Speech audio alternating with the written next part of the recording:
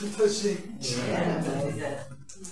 Boa noite a todos. Boa noite. Mais uma vez uma alegria poder retornar usando uma frase que já está um pouco batida, Raquel, mas me dê licença. Retornar onde tudo começou. Dourado é a primeira cidade onde eu nem imaginava, Jesus preparava poder caminhar por tantas outras. Mas foi aqui que tudo começou. Então, Dourado é a cidade do meu coração. Então, agradeço estarmos juntos mais uma vez, refletindo a respeito desta abençoada doutrina espírita em nossas vidas. O tema de hoje é necessário acordar ou é necessário despertar. O tema surge a partir de um versículo da carta de Paulo aos Efésios. Esse versículo está no capítulo 5, versículo 14. É um versículo muito conhecido por todos nós. É aquele em que ele diz: despertas, ó tu que dormes, levanta-te de entre os mortos, e o Cristo te esclarecerá. Em algumas traduções está iluminará. E esse versículo é fonte de estudo em algumas obras, mas trago ele hoje para a nossa reflexão.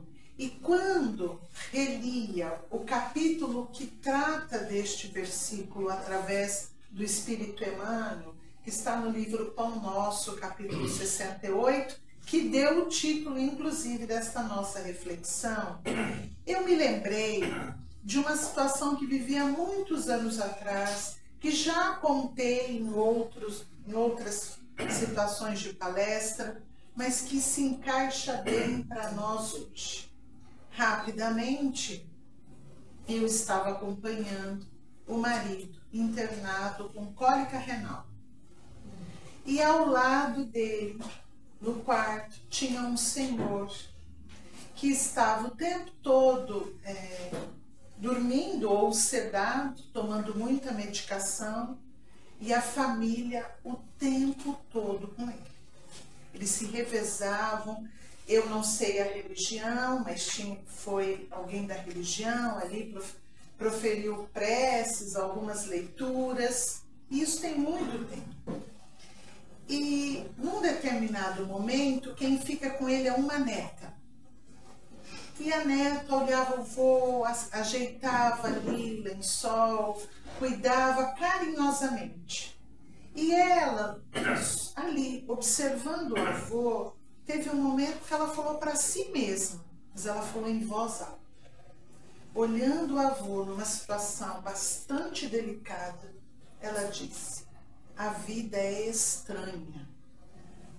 A gente nasce, cresce, estuda, trabalha, envelhece, adoece e morre. Mas ela não disse isso com revolta, ela disse com profunda tristeza. Ainda fez um carinho no avô, sentou na cadeira que é que a gente tem de acompanhante, e ali ela passou o resto da noite silenciosa. No outro dia, o marido teve alta, e eu nunca mais vi essa família ou esta jovem. Mas a frase que me marcou e eu consegui guardar, como se ela tivesse repetido mais de uma vez, ela me acompanha muito. Porque é uma frase que, se nós não tomarmos cuidado, nós vamos dizer assim: nossa, ela tem razão. Que foi a mesma frase, num sentido diferente, que eu ouvi do meu filho mais novo quando ele tinha 7 anos. Fazendo a lição de casa, ele começou a chorar. Para chorar não sabe de muita coisa, tá, gente? Então eu logo associei que ele estava chorando porque tinha que fazer lição de casa, porque tudo para ele era choro. E eu disse: você está chorando de novo, por quê? E a lição, ele tinha que desenhar uma planta. E lá explicava, ele tem 7 anos, do ser vivo. E ele começou a chorar e fez assim para mim: você só falta morrer. E continuou chorando. Falei: como assim, menina? Ó, você é um ser vivo, já nasceu, Já cresceu, já reproduziu, agora você é velha. Eu falei, velha não! Só falta morrer. E se nós não tomarmos cuidado, gente, nós vamos caminhar na vida com este pensamento. Parece que nós vamos vivendo, e agora, acompanhando um familiar que entra num processo de demência, é isso que ele está dizendo. Nossa, eu trabalhei, agora eu sou confuso, não entendo nada, não sei se valeu a pena, me esforcei tanto. Ele está vivendo aquele conflito de que chega a uma determinada idade, parece que nada valeu a pena. Mas se nós trouxermos para a nossa visão na doutrina espírita e não tomarmos cuidado, estou dizendo para todos nós, podemos caminhar exatamente como Paulo alertou os Efésios. Despertas, ó tu que dormes, levanta-te de entre os mortos e Cristo te esclarecerá. E no primeiro momento é meio estranho, porque acorda entre os mortos, mas está vivo. E aí nós precisamos entender em que contexto ele vai dar esta orientação. O capítulo 5 dessa carta aos Efésios tem 33 versículos. Ele vai falar desse mais ou menos na metade, porque ele vai falar no 14º. Mas antes, rapidamente, ele dá algumas orientações a esse grupo que formava a igreja dos Efésios. E ele vai dizer assim, logo no começo: sede imitadores de Deus, como filhos bem amados. Imitar, gente, é tentar fazer igual. É copiar mesmo. E ele vai continuando, eu vou aqui pincelar algumas orientações, e ele vai dizer, né? Ande no amor, como Jesus que nos amou. Então ele vai ali explicando, mas aí Paulo vai dar aqui uma chamada forte, que ele vai dizer assim: não se entregue a coisas indignas. Mas ele diz também nem a tolices, nem a zombarias. Então ele vai dizendo alguns cuidados na vida. Então ele vai dizendo assim, olha, não perca. Se ele estivesse escrevendo nos dias de hoje, ele ia dizer assim, não perca tempo. Não é para fazer coisas indignas. Isso está claro para quem deseja seguir o Cristo. Mas cuidado para não perder este tempo com tolices e zombarias. E ele vai seguindo e ainda diz assim, não se identifique com palavras vãs. Também não dê atenção para essas coisas que não levam a nada. E ele vai continuando e vai dizendo assim, porque antes eres trevas, mas agora sois luz no Senhor. Andai como filhos da luz. E ele continua dizendo, faça coisas que são agradáveis a Deus. Ele iniciou pedindo para imitar Deus. Depois ele vai seguindo, ele diz, faça as coisas que são agradáveis a Deus. Não dê atenção às obras infrutíferas, que não dão resultado nenhum. Vai ser, depois disso, passam 2 versículos, aí ele diz, despertas, ó tu que dorme. Mas primeiro ele está orientando para que a gente deve despertar. O que nós devemos acordar? Porque se não desperta, se não acorda, não levanta, como é que vai poder andar na luz? Como é que vai poder viver no amor se a orientação dele é para seguir de acordo com Jesus? Por isso que ele vai dizer que quem vai esclarecer é Jesus. E no 15º versículo ele vai dizer assim, portanto, vedes prudentemente como andais, não como nécios. E aí a gente tem que saber o que é. Ele vai dizer, nécios significa sem conhecimento, desprovido, mas com os sábios. E nós não vamos continuar, mas depois nós vamos juntar com o que eu disse no início a respeito da situação do Senhor no hospital. Mas quando ele vai dizer para despertar, e neste versículo, antes ele orientou quais são as necessidades, mas como poder receber esse auxílio se caminhar disperso ou caminhar dormindo. E parece, gente, que fica uma coisa um pouco sem sentido, é um pouco difícil para a gente, muitas vezes, a maneira como se escrevia na época de Jesus. Pensa hoje, nós já temos às vezes dificuldades para entender um livro escrito por Machado de Assis. Você fala, nossa, que linguagem estranha. Imagine há mais de 2000 anos. O que vai trazer para nós uma orientação, uma ajuda, é exatamente o trabalho em que Emmanuel se propôs a fazer. E o Espírito Emmanuel, no livro Seara dos Médiuns, na introdução ele diz isso. Fica aqueles que puderem cuidar mais da ciência e da filosofia. E ele ainda coloca mais ou menos assim, eu, pequeno que sou, me dedico a estudar a parte da religião, da doutrina espírita. Está na introdução do livro Seara dos Médiuns. Então, o que ele vai nos oferecer? O estudo do Evangelho, mas trazendo para os nossos dias, para que faça mais sentido. Ele vai destacar no livro Pão Nosso, capítulo 68, este versículo.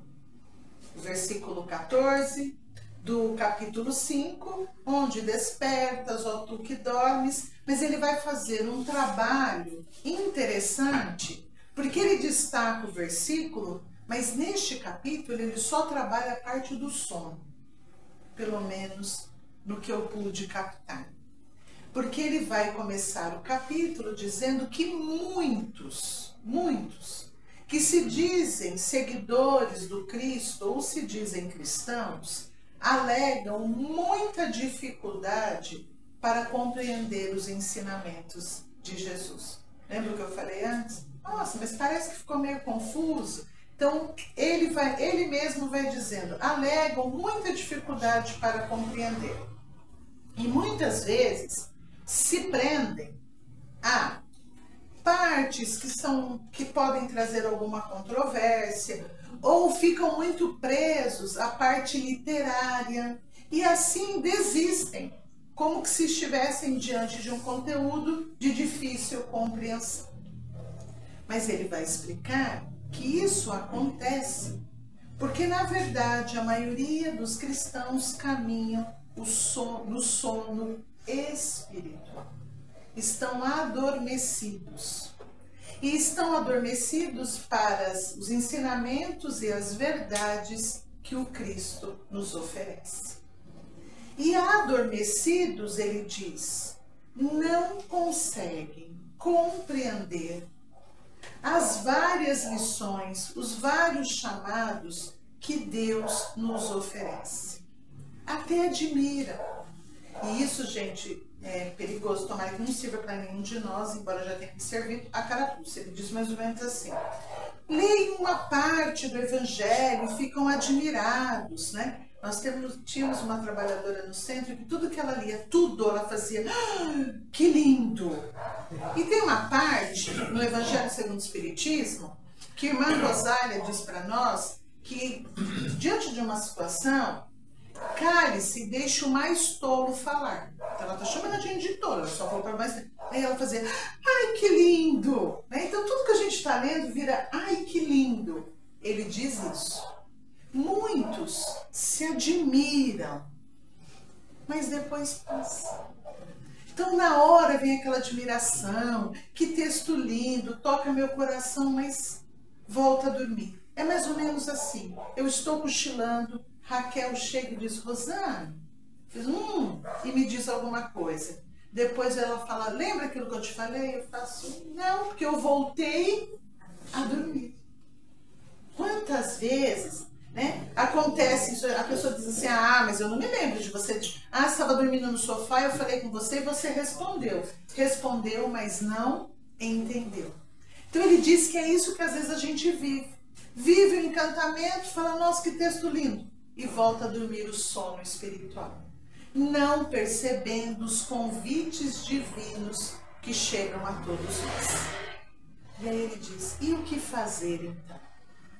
Lembra a frase da Jó? Lembra o filho? Então ele diz que todos nós devemos na vida fazer alguns questionamentos para si mesmo. Perguntar para nós, o que eu faço aqui? E às vezes a gente se assusta, porque nós entramos no automático do dia a dia. Então ele diz, o que faço? O que desejo? Quais são os meus objetivos? A que fins eu me destino? E o que eu desejo? Quais são as finalidades que eu desejo? Ele diz que nós precisamos fazer essas perguntas para nós mesmos, porque às vezes ao perguntar, nós vamos precisar estar acordados. Muitas vezes a gente vai dizer assim, ah, nós espíritos estamos aqui para evoluir. Tá, isso é muito genérico. Para evoluir fazendo exatamente o quê? Porque às vezes a dificuldade que a Raquel está passando é exatamente o processo de evolução nessa encarnação. Só que ela está lutando para se livrar dessa situação porque está incomodando ela poder caminhar de maneira mais tranquila. Então ela não entendeu o que está fazendo aqui. E é isso que ele vai dizer para nós. Nós precisamos questionar em nós mesmos a que nós nos destinamos e pensar o que aqui viemos fazer. E ele continua dizendo, porque senão caminharemos assim, como sonâmbulos. E Emmanuel, ele tem umas palavras assim que parece que é para dar um chacoalhão mesmo, né? Ele diz, como sonâmbulos.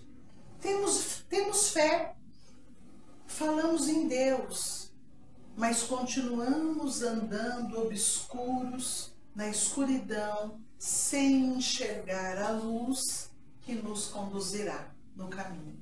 Ou seja, essa luz o que é para nós? Os esclarecimentos de Jesus. Mas neste capítulo, a todo instante, ele está dizendo para a gente acordar. E encerrou. E agora? Precisa ter um ponto de contato. Que eu, para mim, consegui enxergar em O Evangelho segundo o Espiritismo, capítulo 17, Sede Perfeitos. O item 10, item 8 ou 10, o homem no mundo. E este item, ele é perigoso. Porque numa leitura rápida a gente diz, tá vendo? Olha o que está dizendo aqui. Mas nós precisamos pegar ali alguns pontos. Emmanuel pede para a gente acordar. Bom, mas Paulo disse para a gente acordar e depois de acordar ele pediu para a gente fazer o quê? Depois de acordar era para a gente levantar. Acorda e passa o dia sentado. A gente produz? Não. Então ele disse, acorda, desperta para a vida espiritual, mas depois de acordado, levanta. E levanta entre aqueles que escolheram continuar dormindo, que é o nosso grande desafio. Porque muitas vezes eu posso acordar, mas dizer, mas a Maria Inês não quer.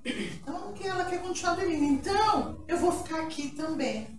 E ele diz, acorda, levanta-te entre os que escolheram continuar o sono espiritual. Porque senão, esperando que os outros acordem, Cristo não poderá nos esclarecer. E ele mesmo que disse que aquele que quisesse vir após ele, que o seguisse. Porque ele sabia que muitos ainda não iam desejar. Então, quando Paulo, diz para acordar, Emmanuel trabalhou para nós. E o levantar? O levantar é caminhar onde? Neste momento onde estamos vivendo a experiência da vida material. Então é caminhar nesta escola chamada Terra. E nós vamos ter do Espírito Protetor em o Evangelho um texto em que ele vai nos orientar exatamente isso, o homem no mundo. E ele começa o texto dizendo que, eu vou trazer assim com as minhas palavras, fica aí o convite para a leitura, mas ele vai dizer que ele vai dizer, vocês solicitam muito o contato com o mundo espiritual, receber orientações. E ele vai dizer algo interessante que tem muito a ver com o texto de Paulo, porque ele vai dizer assim, para receber as orientações do mundo espiritual, é preciso que você se eleve um pouco. Então é preciso estar acordado desse dia a dia. É preciso despertar, porque a espiritualidade vem para nos auxiliar, mas ela não vem no sentido de nos manter no sono, nos manter só preocupados com as questões materiais do dia a dia. Ela vem para nos despertar para as questões de nós espíritos. Então ele diz, é preciso que vocês se elevem um pouco, para que possam entender o que nós temos a oferecer. Uma vez se elevando e se aproximando em termos de pensamento, não desejamos que com isso vocês vivam uma vida mística. Então, mais ou menos assim, só tô ligada com a espiritualidade. Ai, tô aqui no mundo, não, mas eu sou um espírito, então eu não posso pensar nisso, não posso viver isso, não posso isso, eu sou um espírito e tô ligado só com o mundo espiritual. Ele diz, não, a gente não está convidando vocês para viverem retirados. Ele diz, pelo contrário. Vocês precisam viver neste mundo em que estão condenados. A palavra é tão forte. Mas, no Livro dos Espíritos, na questão 339, Kardec vai receber a explicação de que quando nós encarnamos, nós entramos numa espécie de prisão. E quando desencarnamos, voltamos a ser livres, porque o corpo nos limita, nós somos espíritos que estamos vivendo experiências no mundo, mas nós somos seres do universo. Então ele vai dizer, olha, vocês têm que viver este período, então não escolham uma vida mística. É para viver no mundo as experiências que o mundo te oferecer. Mas o que Paulo pediu para nós? Que nós tomássemos cuidado com as coisas indignas, com as tolices, com as zombarias, que não dessemos atenção às palavras vãs e que não participássemos das obras infrutíferas. Olha a orientação que ele dá há mais de 2000 anos. Agora o Espírito no Evangelho vai dizer, vocês precisam viver no mundo. É aí que vocês, mesmo que eu diga não quero, é aí que você agora está, entre aspas, condenado, ou é agora que você precisa viver essa experiência. Mas aí ele vai dizer, mas viva consciente, sabendo sacrificar aquilo que não é necessário, olha que Paulo pediu, e sabendo santificar aquilo que é produtivo. Então, olha o desafio, gente. O versículo parece tão... Então, a Maria Inês vai ter que acordar, vai ter que levantar. Maria Inês, eu estou usando você porque é o nome que eu sei. O seu é o da Raquel, tá? É pura mediunidade. Então, ó, vai ter que acordar. Depois de acordada, ela tem que levantar. Mas não é levantar para viver uma vida de... Ela vai levantar e vai andar neste mundo, vivendo as experiências que são necessárias. Mas ela vai precisar aprender a separar aquilo que edifica daquilo que não edifica. E ele vai continuar dizendo, viva os prazeres que o mundo oferece. E se nós lermos rapidinho, Aí o espírito ali, ele tá vendo? Tá dizendo aqui que eu posso fazer isso. Tá escrito aqui, ó, que eu vou viver no mundo. Tá bem escritinho aqui. Tá mesmo, gente? Os prazeres deste mundo. Viva. Então não é para viver dizendo que não posso mais nada, não posso conviver com nada, não posso ter uma diversão. O trabalho, nós vamos conviver no trabalho profissional, na vida com todos. Está dizendo, viva tudo. Mas ir lá no meio tem uma explicação que a gente às vezes pode pular, né? Que essa explicação é que não é a parte legal. Ele diz assim, todas as obras que você iniciar, todas, ele nos separou. Qualquer coisa que nós formos viver.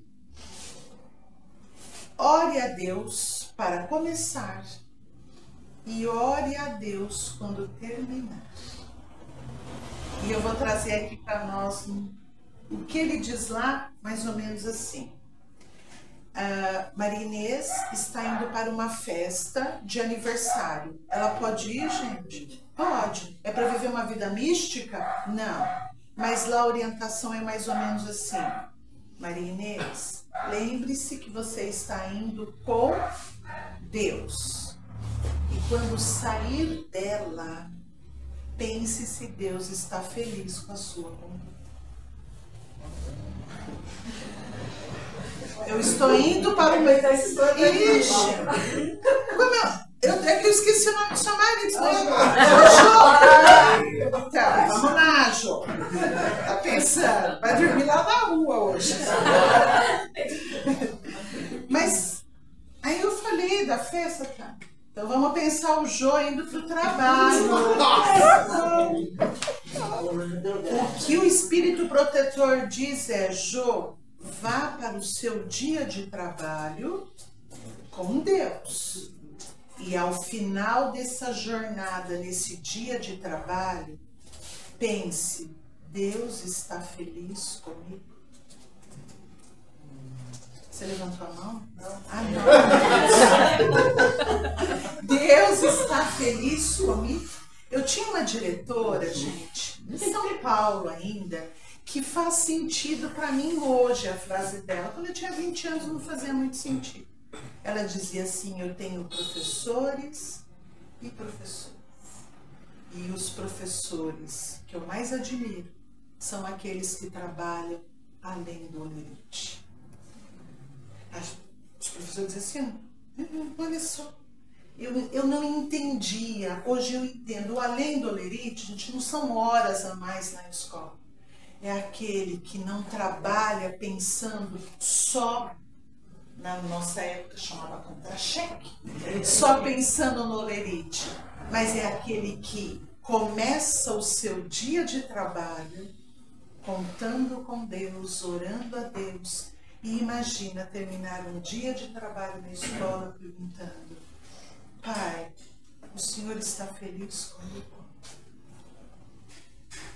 Então, porque se eu não acordo, eu vou no automático. Vou ao trabalho, volto, vou ao trabalho. Ai, ainda bem, chegou sexta, sábado, domingo. Vou ao trabalho, recebo o salário que não dá para tudo que eu preciso. Férias, eu estou vivendo o sono que Paulo vai dizer. E pode ser que se eu conseguir chegar à velhice, chega a enfermidade, eu digo, meu Deus, a vida passou tão rápido. Trabalhei, agora fiquei doente, eu morri. O que eu fiz? Mas se acordou, despertou, levantou, cada dia, seja na tarefa que for, ela passa a ter um outro significado para mim, espírito. Porque eu não tenho um espírito, eu sou um espírito, vivendo uma experiência material. Mas isso vale para tudo, gente. Vou fazer o almoço, vou usar a Raquel agora, e Raquel pode fazer o almoço e dizer, depois de 50 anos, eu achava que eu tinha mediunidade, mas hoje eu tenho certeza. Todo dia é isso, e faz comida, e vem todo mundo, e come, e vai embora. se ela está fazendo assim, e é isso nesse texto que ele está pedindo para a gente acordar e entender, ela está vivendo sono espiritual. Faço maquinalmente todos os dias aquilo e ninguém dá valor. Quando a gente fala ninguém, nós estamos atribuindo para Deus e para Jesus também, porque ninguém dá valor. Mas, se a cada refeição preparada, ela consegue entender que está fazendo parte da vida das pessoas que vão se alimentar daquela refeição, que graças a Deus ela tem tudo para poder preparar a refeição, que ao iniciar essa refeição ela ainda goza da saúde para estar ali preparando, e ao final da refeição em que todos ali puderam se alimentar, ela poder dizer: Pai, o Senhor está feliz comigo. Tudo muda na nossa vida. Se nós entendermos o que Paulo vai escrever nesta carta, sede imitadores de Deus. Deus nos serve todos os dias. Deus cuida de nós todos os dias. Deus nos fornece tudo o que precisamos para poder estar neste planeta. Deus zela por nós nesse universo infinito. Deus cuidará de nós para toda a eternidade, porque nós somos espíritos imortais. E não há um espírito que não precise de Deus. E Paulo vai pedir para que nós estejamos assim, imitando, servindo, trabalhando. E ele vai pedir que nós agora passemos a andar como filhos da luz, imitando e seguindo Jesus, que é a nossa luz.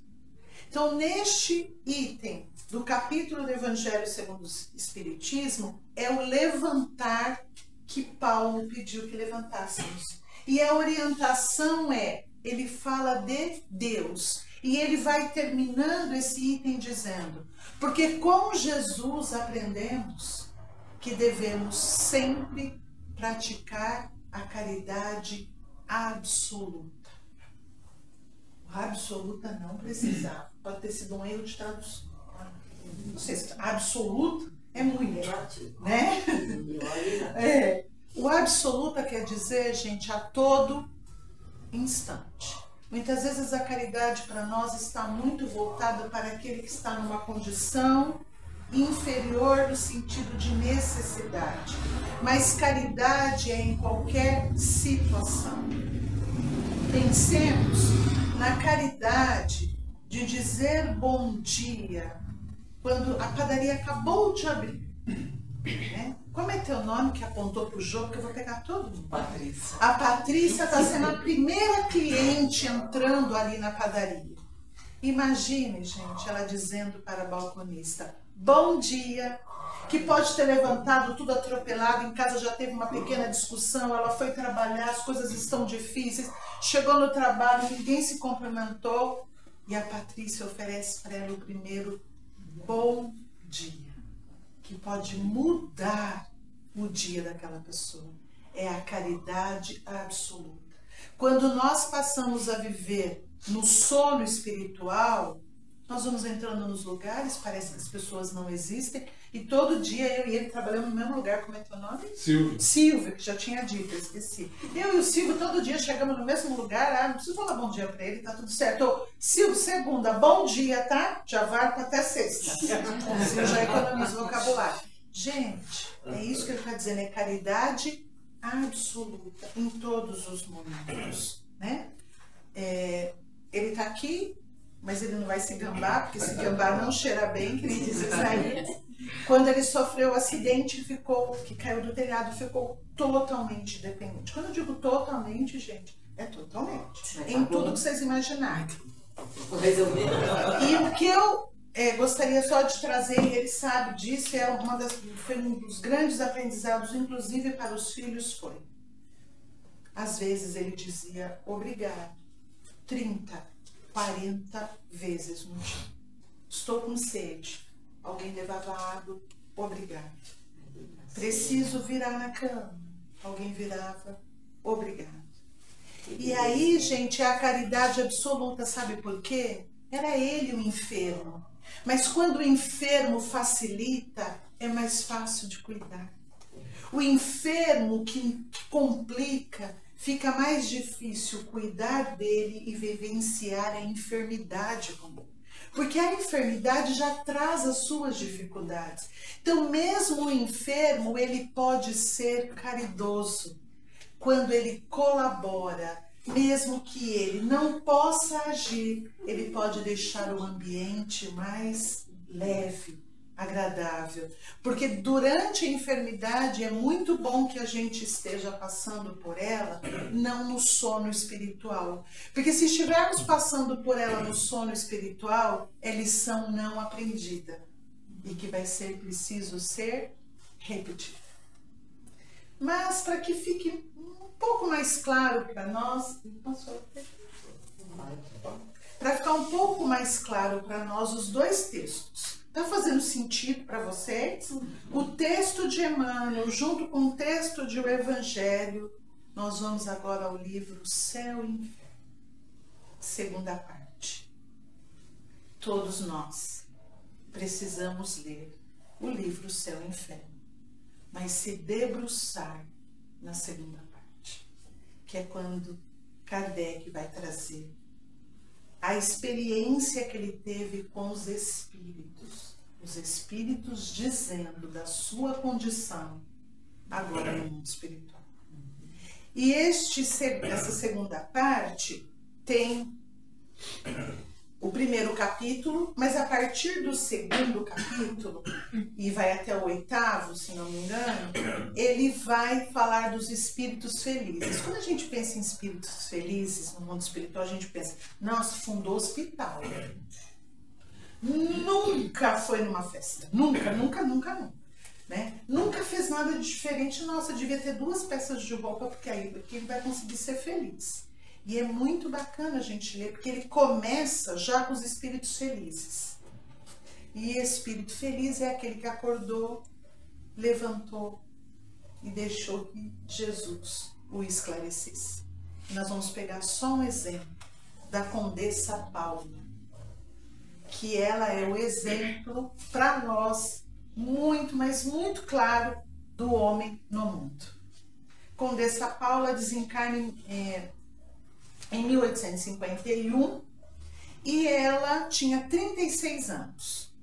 Ele vai dizer, olha, no texto vai dizer, ela era bonita, rica, e é daquelas situações que as pessoas dizem, nossa, mas por que uma pessoa tão boa morreu tão cedo? E vai explicar como a Condessa Paula se comportava. Não havia aquele que, precisando de um ombro, ela deixasse de oferecer.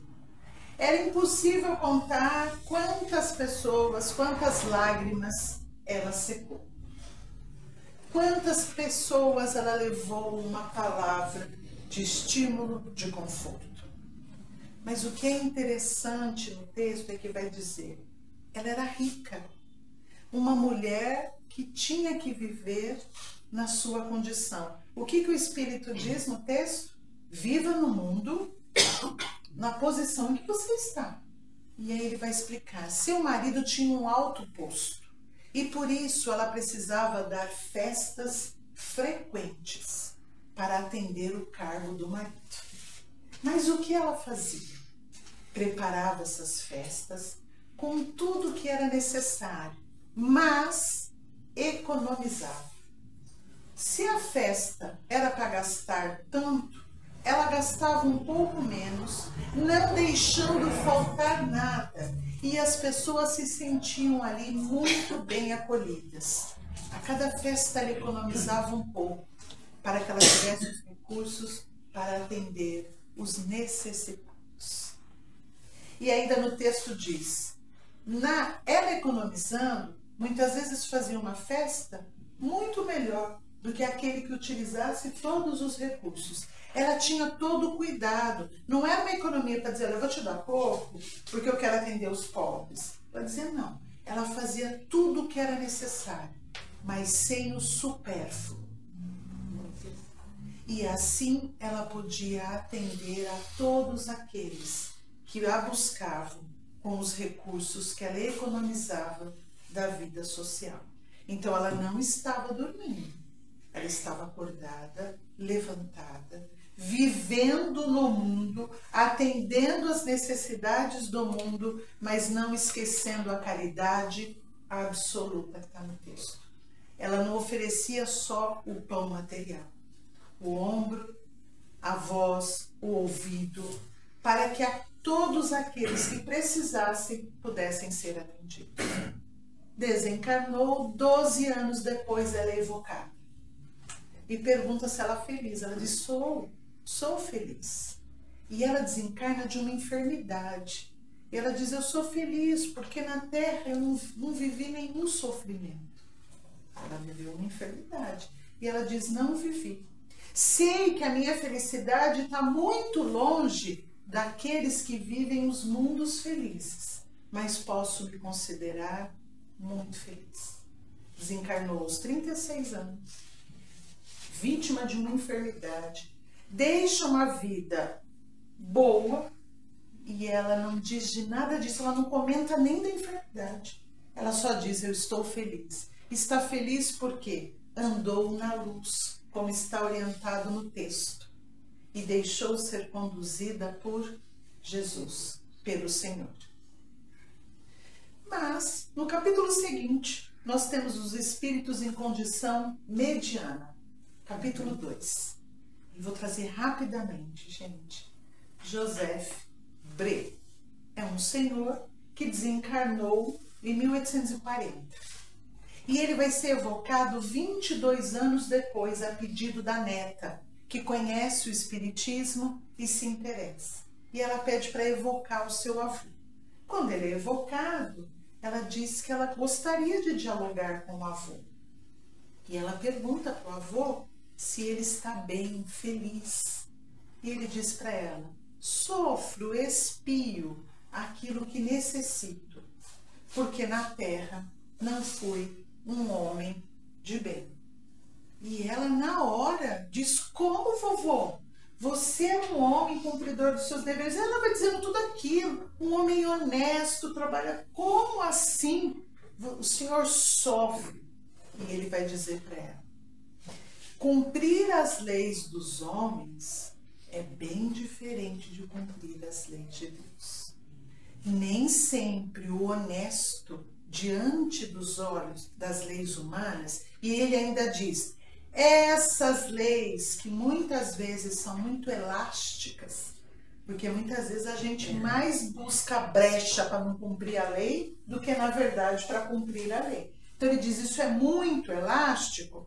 Ele diz, cumprir estas leis não significa que cumprir as leis de Deus. Sim, fui cumpridor dos meus deveres, trabalhador, honesto, mas deixei de praticar o bem, de perdoar, de atender aquele que precisava, de saber usar a palavra. E ele vai listando algumas coisas. Olha, observem, gente. A gente nasce, cresce, estuda, trabalha, envelhece, adoece e morre. É o caso desse senhor. Só que na vida, aos olhos humanos, ele foi cumpridor dos seus deveres. Trabalhador, pagava suas contas, um bom pai de família. A neta tinha estima por ele, tanto que ela queria que fosse evocado. Mas ele não viveu a caridade absoluta. Às vezes a pessoa é muito honesta, gente, no seu trabalho. No trabalho trabalha direitinho, mas quando chega em casa, ai. Ninguém pode falar nada. Ninguém pode dirigir a palavra. Tem que ser tudo do jeito da pessoa. Cadê a caridade absoluta? Olha o que ele vai dizer. E o perdão? Às vezes eu sou uma pessoa que aos olhos das pessoas estou fazendo tudo direitinho, mas errou comigo uma vez. Não perdoo, não perdoo, não perdoo. Não existe lei humana que diz que a gente tem que perdoar. Mas ele vai dizer o quê? Aquele que cumpre as leis dos homens nem sempre está de acordo com as leis de Deus. E ele vai falar do uso da palavra, que vai ao encontro do texto de Paulo, porque ele diz para a gente não se envolver com coisas indignas, nem com tolice, nem com zombaria. Cuidado com a palavra vã. Então, às vezes, foi honesto no trabalho, foi cumpridor dos seus deveres, mas usou a palavra para machucar as pessoas. Ou esse dom foi usado mais para tolices do que para as coisas úteis. E para usar tudo isto é preciso estar no mundo. Por isso o Espírito Protetor vai dizer, não viva fora do mundo, viva no mundo. Mas olha a diferença. José teve uma vida mais longa e dizia, eu sofro e conto com a misericórdia de Deus. Condessa Paula desencarnou aos 36 anos, mas dentro do seu esforço viveu a caridade absoluta. Então, que nós possamos todos os dias olhar para a nossa vida e dizer, o que faço? O que desejo? A que finalidades eu atendo? Quais são os meus objetivos? Para que a gente não vá vivendo, deixa a vida me levar, a vida levar eu. Principalmente nós, que sabemos de onde viemos, por que estamos aqui e para onde voltaremos. Que está no Evangelho segundo o Espiritismo, capítulo 6, e quem escreve isso é o Espírito de verdade. Se tem alguém que não pode dizer, meu Deus, a vida passou e eu nem vi, somos nós, espíritos. Porque senão realmente nós estávamos dormindo e não despertamos para a realidade de estarmos aqui. Precisamos caminhar na terra, acordados, mas não basta acordar. É preciso levantar, e não basta levantar. É preciso seguir Jesus. E o Evangelho de Jesus não é para o Evangelho no lar somente, ou para os nossos momentos de leitura. É o nosso manual de serviço, em qualquer lugar que nós estejamos. Qualquer lugar. Eu estou indo para uma festa, eu não posso esquecer que Deus está comigo. Eu estou indo para... Eu que gosto, gente, o que eu gosto de assistir na televisão é vôlei. Então eu estou assistindo vôlei, mas não posso esquecer, quando terminar esse jogo, Deus está feliz comigo. Coisas mínimas. Deus está feliz comigo. E fecho com uma lição que eu recebi, que eu nunca podia imaginar e só fui conhecer tempos depois que ela tinha desencarnado. Tia Cecília, deste tamanho, analfabeta, morando numa cidade de talvez 5.000 habitantes, de uma sabedoria. O que ele pediu para nós? Sede prudentes, não andais como nécios, desprovidos de conhecimento, mas como sábios. Ela estava morando sozinha, os filhos, cada um seguindo a sua vida. E tinha uma preocupação natural de que ela fosse morar com eles. Mas não tinha quem convencesse. E o irmão mais novo dela liga para ela e fica 1h30 no telefone com ela, tentando convencer. E ela só ouvindo, só deixando. E ele falando, ele argumentando. E ela, depois, mais pro final da conversa, ela disse assim, do que você tem medo? A gente teria coragem de dizer? Qual era o medo? Que ela morresse sozinha. Ele não respondeu nada. Esta andou acordada. Ela disse para ele, você tem medo de eu morrer sozinha? Mas eu te digo que na hora da minha morte, a casa pode estar cheia ou vazia. Eu só preciso de Deus. 2 dias depois, ela teve um infarto fulminante e não desencarnou sozinha. Porque ela disse que só precisava de Deus. Que nós possamos despertar não conjugava um verbo corretamente. Então não é o desprovidos de conhecimento no sentido só do título, mas é da sabedoria que o Evangelho nos oferece. Tem que morar com os filhos, sim, por favor, viu, gente? Eles ficam preocupados. O que a gente vai tirar é a lição, porque o que ela quis dizer, dentro com as pessoas ou sozinha, de quem que nós precisamos? De Deus. Faço uma tarefa, começo com Deus. Termino uma tarefa, Deus está feliz comigo. E essa minha tia terminou uma tarefa de uma jornada dizendo exatamente isso com outras palavras. Pai, o Senhor está feliz comigo. Que nós possamos refletir, conversar com Deus e pensar em nossas vidas, para que a gente não tenha a atitude do meu filho de chorar e dizer: agora só falta morrer. Que Jesus nos abençoe. Muito obrigada por poder voltar aqui. Que Jesus continue iluminando o trabalho. É lindo ver o quanto vocês se dedicam e amam a esta casa abençoada. Muito obrigada pela oportunidade. Obrigada.